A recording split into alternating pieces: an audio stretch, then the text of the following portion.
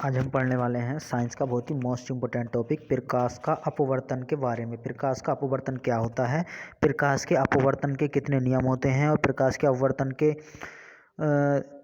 नियम को क्या क्या होते हैं। देखिए इन सब के बारे में हम आज पढ़ने वाले बहुत अच्छे तरीके से, ताकि आपको दोबारा कभी भी पढ़ने की ज़रूरत नहीं पड़ेगी। तो बिना टाइम ख़राब के देखिए हम वीडियो को स्टार्ट करते हैं। अगर आप हमारे चैनल पर नए हैं तो चैनल को सब्सक्राइब करें और साथ में बेल आइकन को प्रेस करें, ताकि हमारी आने वाली कोई भी नोटिफिकेशन आपसे ना छूटे। तो चलिए बिना देरी के वीडियो को स्टार्ट करते हैं।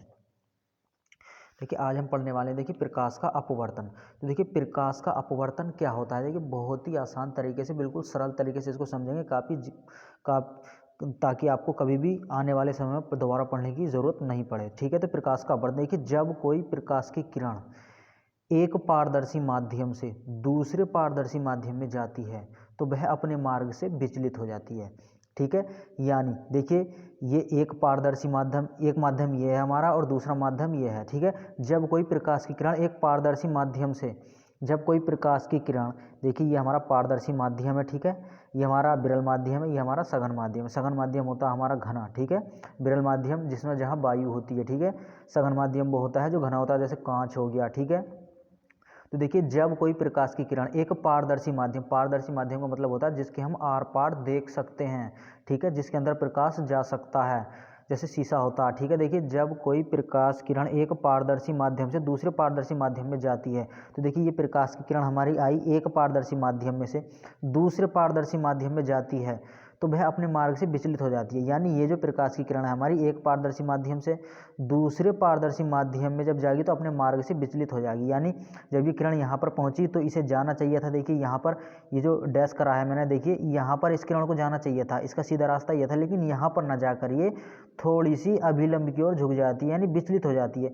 जाना तो इसे इस यहाँ चाहिए था, लेकिन यहाँ न जाकर ये यहाँ पहुँच गई, ये अपने मार्ग से विचलित हो गई। ठीक है, जब कोई प्रकाश की किरण किसी पारदर्शी माध्यम से दूसरे पारदर्शी माध्यम में जाती है, एक पारदर्शी माध्यम यह है, दूसरा यह है। ठीक है, जब कोई प्रकाश की किरण एक पारदर्शी माध्यम से दूसरे पारदर्शी माध्यम में जाती है तो वह अपने मार्ग से विचलित हो जाती है। देखिए इसका सीधा रास्ता ये होना चाहिए था, लेकिन जानी यहाँ पे चाहिए थी ये। ठीक है, जहाँ पर डैश है ये जानी तो यहाँ पे चाहिए थी, लेकिन यहाँ ना जाकर थोड़ी सी विचलित हो गई, यानी थोड़ी सी अभिलंब की ओर झुक गई। यही हमारा प्रकाश का अपवर्तन होता है। यानी जब कोई प्रकाश की किरण एक पारदर्शी माध्यम से दूसरे पारदर्शी माध्यम में जाती है तो वह अपने मार्ग से विचलित हो जाती है। बहुत ही सिंपल तरीके से डेफिनेशन लिखी है, और इसका देखिए जो डायग्राम है ये भी बहुत अच्छे से आपको समझ में आ गया। जब कोई प्रकाश की किरण एक पारदर्शी माध्यम से दूसरे पारदर्शी माध्यम में जाती है तो अपने मार्ग से विचलित हो जाती है। मार्ग से विचलित कहाँ हुई, देखिए जो एक पारदर्शी माध्यम से यहाँ पर आकर दूसरे में कुछ जब जाएगी तो इसे जाना चाहिए था, देखिए यहाँ पर। ठीक है, जाना तो चाहिए था यहाँ पर, लेकिन यहाँ ना जाकर ये थोड़ी सी विचलित हो गई अपने मार्ग से, यहाँ पर पहुँची।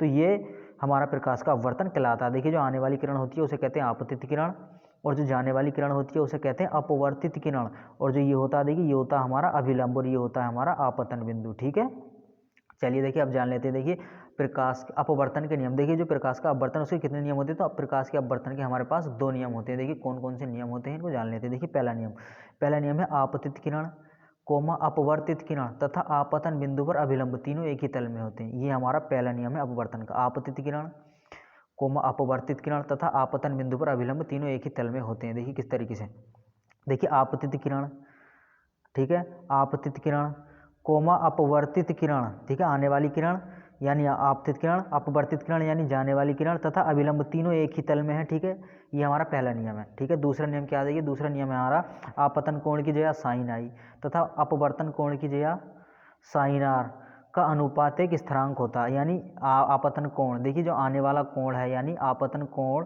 की जगह साइन आई, और जाने वाला कोण यानी अपवर्तन कोण की जगह साइन आर, दोनों का अनुपात एक स्थिरांक होता है। तो देखिए साइन आई बटे साइन आर बराबर स्थिरांक। ठीक है, इस नियम को जो हमारा दूसरा नियम है अपवर्तन का, इस नियम को स्नेल का नियम भी कहते हैं। ठीक है, यह बात आपको ध्यान रखनी है, जो अपवर्तन का दूसरा नियम है इसे स्नेल का नियम भी कहते हैं। ठीक है, देखिए अगर वीडियो अच्छी लगी हो तो चैनल को सब्सक्राइब करें और साथ में बेल आइकन को प्रेस करें। अगर आपको किसी भी चीज़ में दिक्कत आ रही है तो आप हमें कमेंट करके बता सकते हैं।